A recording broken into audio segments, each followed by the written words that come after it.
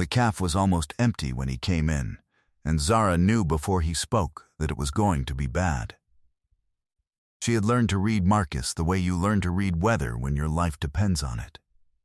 The set of his shoulders. The particular stillness before the storm. She had spent 2 years learning that language and another year trying to forget it. And the moment he walked through the door of the café where she now worked, the café 3 cities away from the life she had fled, the café she had told no one who mattered about, she understood that the forgetting had been a fantasy. He had found her. Of course he had found her.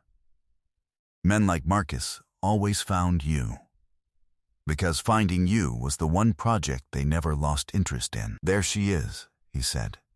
And he smiled, and the smile was the worst part. Because it was the smile he wore in public, the charming one, the one that had fooled everyone who had never seen the other one. Before I take you into what happens in this café in the next few minutes, because there is a man sitting in the corner that neither of them has noticed, and what he does is going to change the shape of everything. Stay with me. Subscribe if you're new, and leave a comment telling me where in the world you're watching from tonight. This story reaches far, and I always love to see how far. Zara set down the cloth she had been wiping the counter with. Her hands were steady, which surprised her. She had imagined this moment many times in the years since she left, and in every version her hands shook. But here in the real thing they were steady. Because some deep animal part of her had shifted into the mode that had kept her alive before. The watchful stillness that a body learns in a house it is afraid of. You need to leave, Marcus, she said. Quietly, evenly. That's not how you say hello. He came closer to the counter.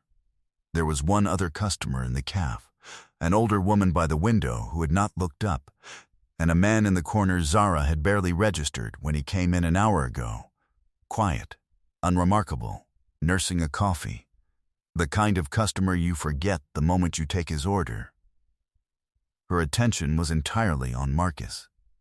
It had to be. She had learned that the price of taking your eyes off Marcus was always paid later. I'm at work, she said. You need to go. I came a long way to see you. The charm was already thinning.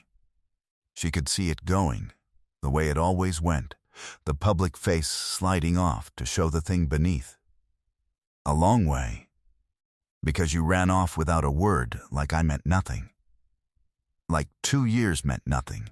You owe me a conversation at least, don't you think? After what you did to me? There it was. The reversal that had defined the whole relationship, the way he made himself the wounded party, the way her leaving became a thing done to him. The way she was always, somehow, the one who owed. She knew this script.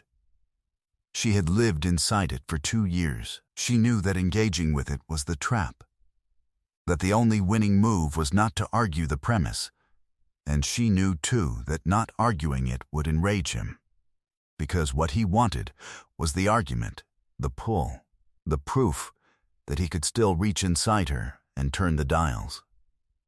I'm not doing this, she said. Please leave, or I'll call the police.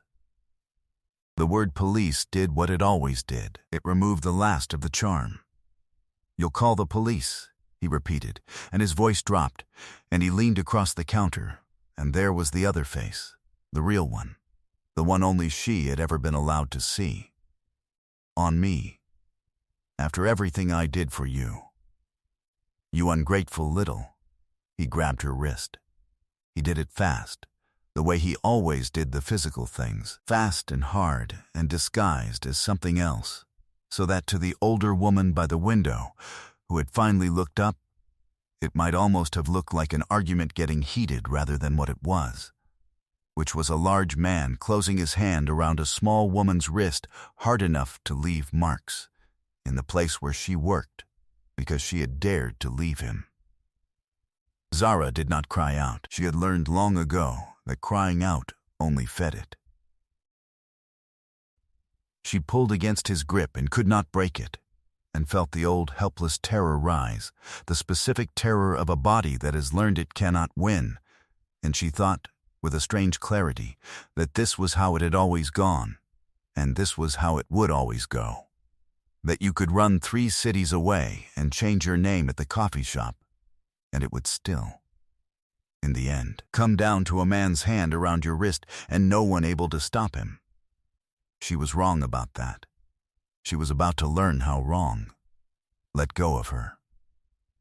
The voice came from the corner, and it was not loud. That was the thing Zara would remember afterward, that it was not loud at all. It was quiet and level, and it carried across the small room with a weight that had nothing to do with volume.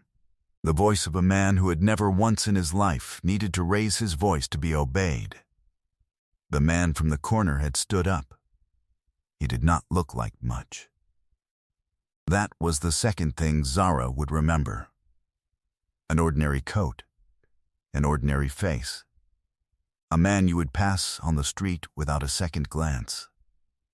But he had stood, and he was looking at Marcus, and something about the way he stood had made the air in the room change temperature, and even Marcus, who noticed nothing, who had spent his whole life not noticing the effect he had on anyone weaker than himself, even Marcus felt it, and turned. "This is a private matter," Marcus said. His hand was still on Zara's wrist. "Mind your own business, old man." The man in the corner walked toward the counter. He did not hurry. He moved the way water moves toward the lowest point in a room, without effort and without any possibility of being stopped, and by the time he reached them, Marcus had, without seeming to decide to, let go of Zara's wrist and taken a half step back. "I said let go of her," the man said. "You have. Good. Now I'm going to tell you something, and I want you to listen carefully, because I am only going to say it once." He stopped an arm's length from Marcus, and he looked at him, and there was nothing in his face. No anger, no heat, nothing a person could argue with or push against. Just a flat and total certainty. "You are going to leave this café. You are going to leave this city, and you are never going to come near this woman again. Not here. Not at her home. Not anywhere.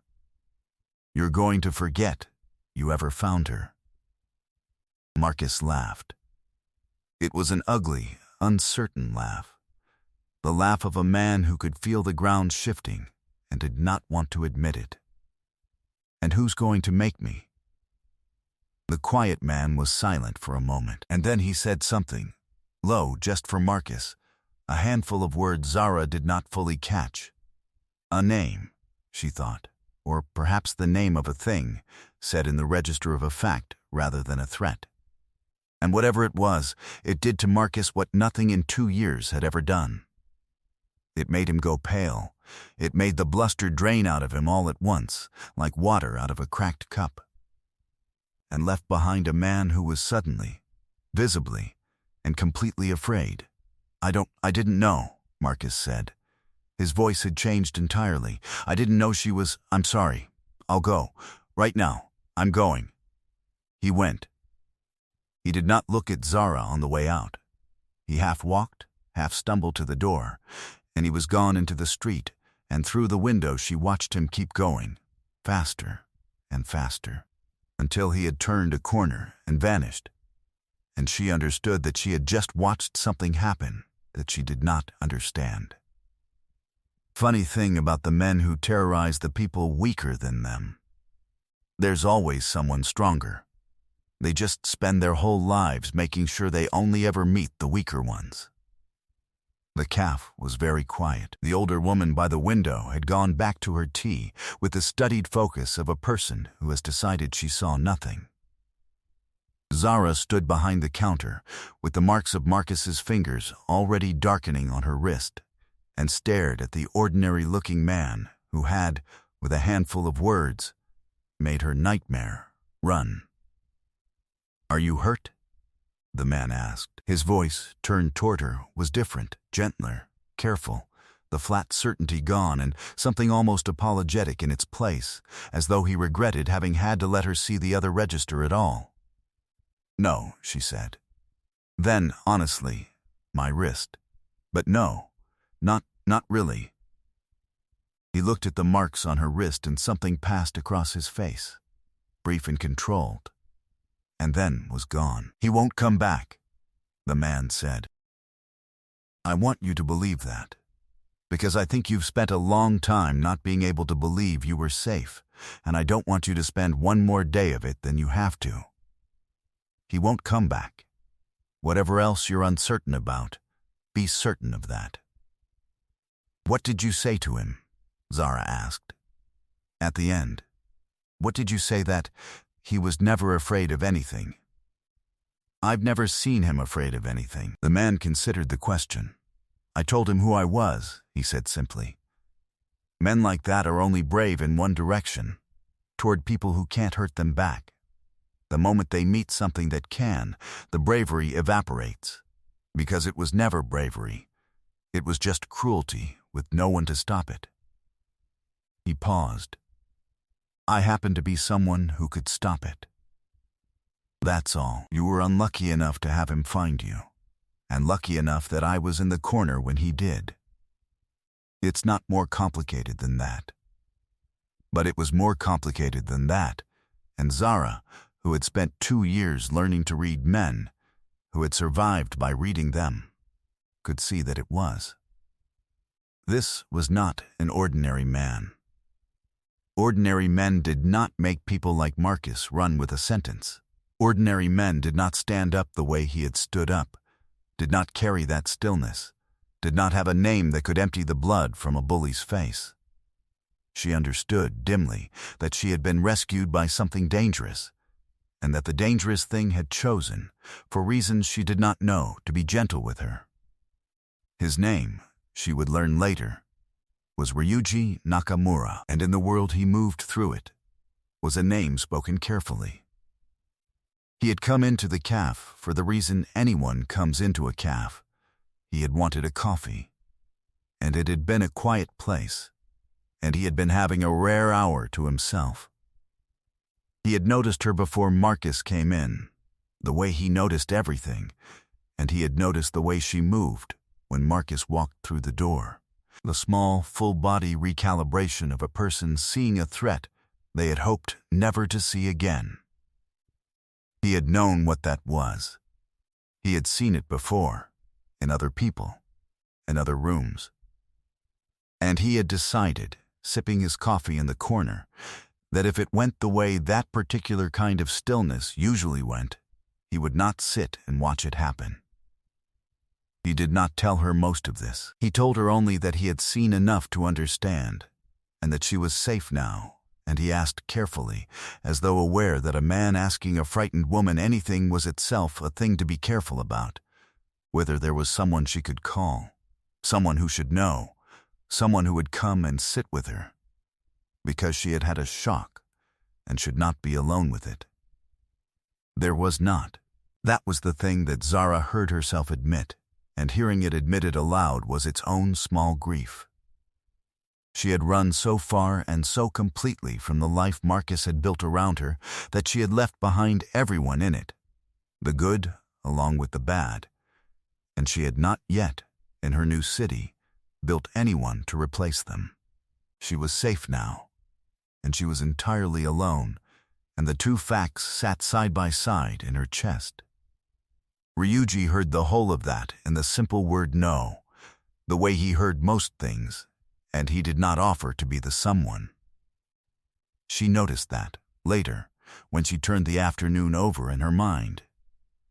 A different man, a man more like the one she had just escaped, would have made himself the answer to her aloneness, would have used the rescue as a rope to bind her to him, would have turned her gratitude into an opening.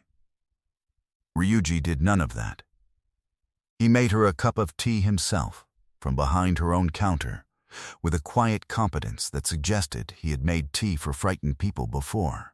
He sat with her while she drank it, at a careful distance, and he talked about nothing in particular, Easy, ordinary nothing, until the shaking that had finally arrived in her hands, arriving late, the way it always did, after the danger had passed, subsided. And then he stood to go. "Will I?" She stopped. She did not know how to finish the question, or whether she wanted to. "You have my word he won't come back," Ryuji said. "You don't need me for that. It's already done." As for the rest, he seemed to weigh something. "I come here sometimes. It's a good quiet place, and there aren't many of those. If you're working, I'll likely see you. But you should know that you don't owe me anything for today, and I mean that completely. Not your gratitude, not your time, not a single thing. What I did, I'd have done for anyone. It was the right thing to do, and it cost me nothing, and a debt you didn't agree to isn't a debt. You've spent enough of your life around a man who kept a ledger of what you owed him. I won't be another one." That was the thing that undid her, not the rescue. The refusal to make the rescue into a claim. She had lived so long inside a ledger. Marcus's endless accounting of everything he had done for her, and everything she therefore owed, that a man declining to open a ledger at all was a stranger thing to her than the sentence that had made Marcus run. He came back, as he had said he might. Not often, and never in a way that pressed. He would appear in the quiet hours, order his coffee, sit in his corner, and sometimes they would talk, and sometimes they would not. And the not was as easy as the talk. She learned him slowly, in the way you learn a person you have decided, against your own hard-won caution, to let close by inches. She learned that the dangerous stillness she had seen was real, that he was in fact exactly as formidable as her instincts had told her, and that he had built, somewhere beneath it, a code that governed how that formidability was allowed to be used. She learned that he had noticed her that first day not as a body, but as a person in danger, and that the distinction was the whole of the difference between him and every powerful man she had ever known. The wariness took a long time to leave her. He never rushed it. That, more than anything, was what let it leave at all. A woman who has spent years learning that closeness is a trap does not unlearn it, because a man is kind once. She unlearns it only when the kindness proves patient, when it asks for nothing, when it stays gentle even after it has been kept waiting. Ryuji stayed gentle. He kept his distance until the distance was hers to close, and when she finally began, slowly, by her own decision, to close it, he let her set every inch of the pace. Marcus never came back. She checked, for a while, the way you check a wound to see if it is healed, bracing for him at the door, in the street, in the quiet moments. He never came. Whatever Ryuji had said to him in those low, unheard words had been permanent, and Zara never asked for the details, because she had decided she did not need them, that some doors were better left closed once they had been sealed. Here is the thing about the people who terrorize us. They build their whole power on the certainty that no one will stop them, that they will only ever meet people weaker than themselves, that cruelty in a room with no one to answer it is the same thing as strength. For years, they are right, because they choose their rooms carefully, and they choose their victims more carefully still. And then one ordinary afternoon, in one quiet café, they walk into a room they did not choose, and there is someone in the corner they did not notice. And the whole edifice of their bravery turns out to have been made of nothing but the absence of anyone to stop them. Zara ran 3 cities to escape a man she thought no one could stop. She learned, at a coffee counter with his finger marks fading on her wrist, that the men who seem unstoppable are only ever unstopped, and that the truest strength she would ever meet was not the kind that made her nightmare run, but the kind that, having every power to hold her, chose instead to set her free and let her walk toward it on her own.